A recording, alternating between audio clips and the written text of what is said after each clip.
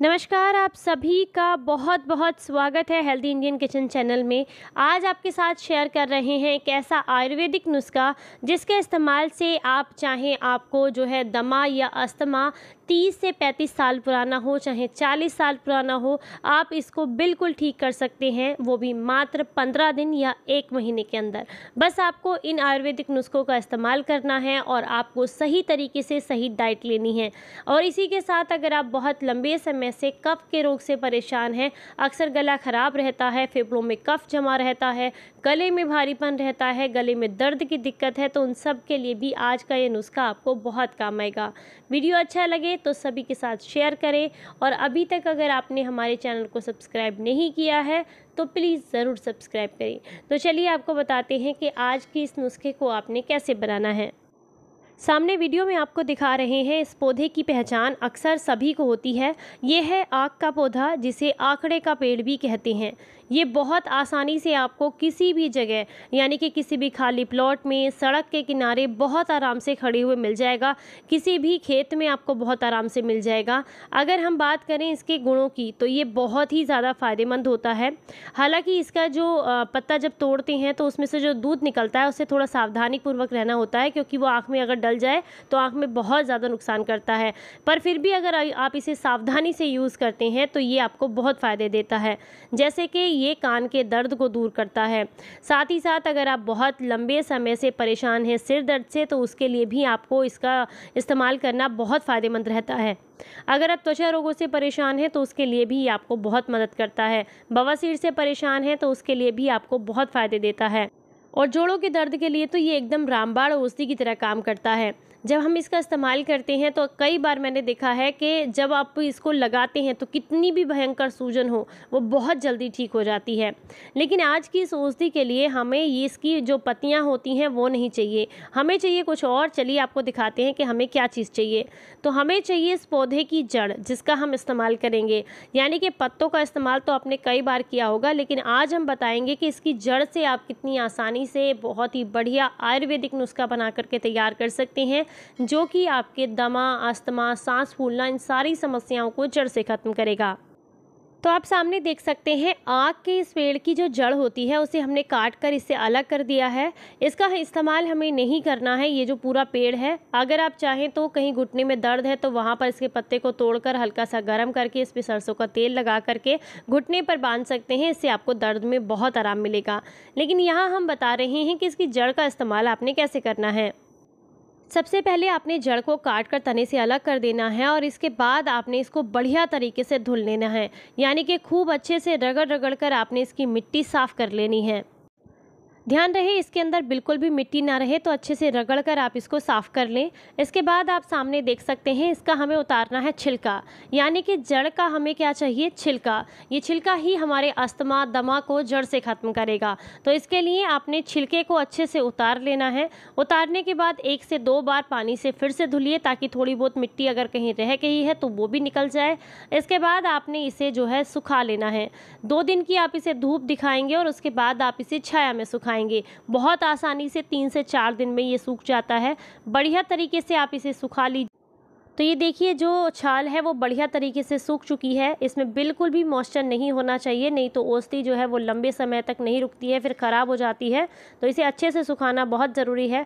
औषधि अच्छे से सूख कर ये तैयार हो गई है। इसके साथ हमें कुछ और चीज़ों का भी इस्तेमाल करना होगा जो कि हमें बहुत ज़्यादा फ़ायदा करेंगे। तो यहाँ पर जो अगली चीज़ आपने इस्तेमाल करनी है वो है अजवाइन, जो कि सभी के किचन में बहुत आसानी से अवेलेबल रहती है। यानी कि पहले आपको चाहिए आग की जो जड़ होती है उसका छिलका, वो सूखा हुआ, और साथ में आपको चाहिए यहाँ पर अजवाइन। अजवाइन कफ निकालने का काम करती है और बहुत ज़्यादा फ़ायदा करती है। अगर आप इसका इस्तेमाल करते हैं तो आपको बहुत फ़ायदे मिलते हैं। अगर फेफड़ों में जमा कफ से परेशान हैं तो उसको निकालने के लिए अजवाइन आपको बहुत फ़ायदे देती है। इसी के साथ गले के इन्फेक्शन, सूजन, हर तरह के दर्द में आपको बहुत आराम मिलता है, क्योंकि ये इन्फेक्शन को हटाकर सूजन को कम करके और दर्द में आपको राहत देती है। एंटी इन्फ्लामेटरी होती है, एंटीऑक्सीडेंट होती है, हमारे शरीर के लिए बेहद अच्छी है। तो यहाँ पर जो हमने में आक के छिलके जो जड़ है उसका जो छिलका लिया है वो, साथ में अजवाइन, इन दोनों को आपने बराबर मात्रा में लेना है। आप जितने बड़े भी आपको पेड़ मिल जाएं, जितनी भी जड़ निकल जाए उसके हिसाब से आप औषधि बनाइएगा। तो जो छिलका है जड़ का वो, और साथ में आपको चाहिए अजवाइन, लेकिन दोनों चाहिए आपको बराबर बराबर मात्रा में। तो यहाँ पर आपने दोनों को बराबर मात्रा में अच्छे से पीस करके पाउडर बना लेना है। इसके बाद आप इसमें अपने स्वाद अनुसार, ध्यान रखिएगा स्वाद अनुसार से मेरा मतलब ये नहीं है कि बहुत ज़्यादा आप डाल दें इसके अंदर, बहुत कम मात्रा में सेंधा नमक आपको यूज़ करना है, बहुत ज़्यादा नहीं डालना है, बहुत कम मात्रा में यूज़ करना है, इस बात का ध्यान रखिएगा। बहुत सारे लोगों ने मुझे कमेंट्स किया था कि मैम आप ना सफ़ेद नमक दिखाते हो और बोलते हो कि सेंधा नमक दिखा रहे हो। जी ये सेंधा नमक ही है, लेकिन जब सेंधा नमक को बारीक पीसा जाता है तो कैमरा उतना कैप्चर नहीं करता है और ये दिखने में भी आपको ऐसा होता है कि वाइट जैसा दिखता है, लेकिन ये सेंधा नमक ही है। क्योंकि आपको सेंधा नमक दिखा के अगर मैं वाइट नमक यूज़ कर रही हूँ तो उसमें मेरा कोई बेनिफिट्स नहीं है। इन छोटी छोटी चीज़ों में हमारा कोई फ़ायदा नहीं होता, क्योंकि बेसिकली उस नमक को हम खाने वाले हैं, आप नहीं खाएंगे, आप सिर्फ देख रहे हैं। तो ये सेंधा नमक ही है, तो आपको भी सेंधा नमक ही यूज़ करना है।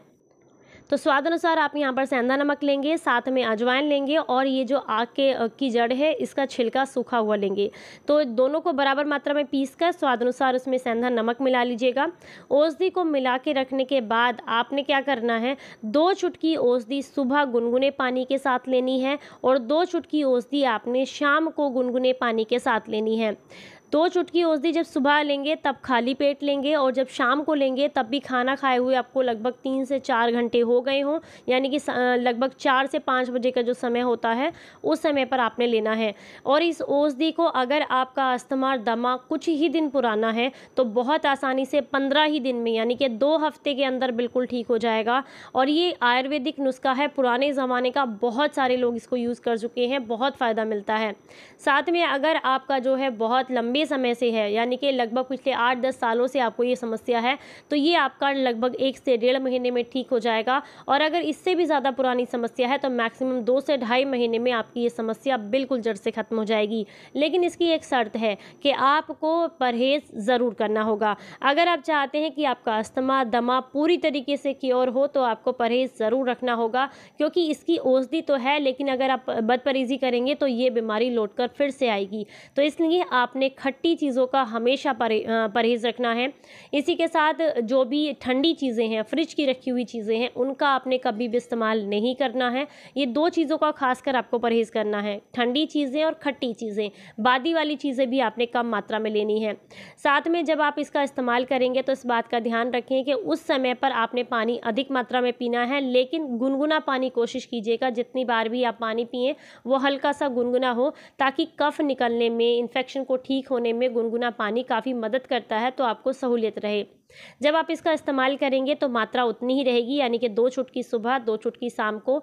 बस आप अपनी जो समस्या है उसके हिसाब से इसको ले सकते हैं। अगर लंबे समय से है तो थोड़ा लंबे समय तक ले सकते हैं, अगर कम समय की है तो आप कुछ ही दिन में इससे बिल्कुल ठीक हो जाएंगे। बस ध्यान इसी बात का रखना है कि बदपरहेज़ी नहीं करनी है, परहेज़ आपको पूरा रखना है। और इसी के साथ अगर आपको मिल जाता है तो देसी गाय का घी और देसी गाय का दूध ही आपने इस्तेमाल करना है, वो आपको और भी ज़्यादा बेनिफिट्स देगा। तो आज का ये वीडियो अगर आपको ज़रा सा भी काम का लगा है तो प्लीज़ वीडियो को लाइक, कमेंट एंड शेयर ज़रूर कीजिएगा सभी के साथ। और अगर आपको जो है हमारी वीडियोज़ अच्छी लगती हैं तो प्लीज़ चैनल को सब्सक्राइब ज़रूर कीजिएगा। फिर मिलेंगे किसी नई जानकारी के साथ, तब तक अपना ख्याल रखें, अपनों का ख्याल रखें और हंसते मुस्कुराते रहें। Stay healthy, stay happy, bye bye.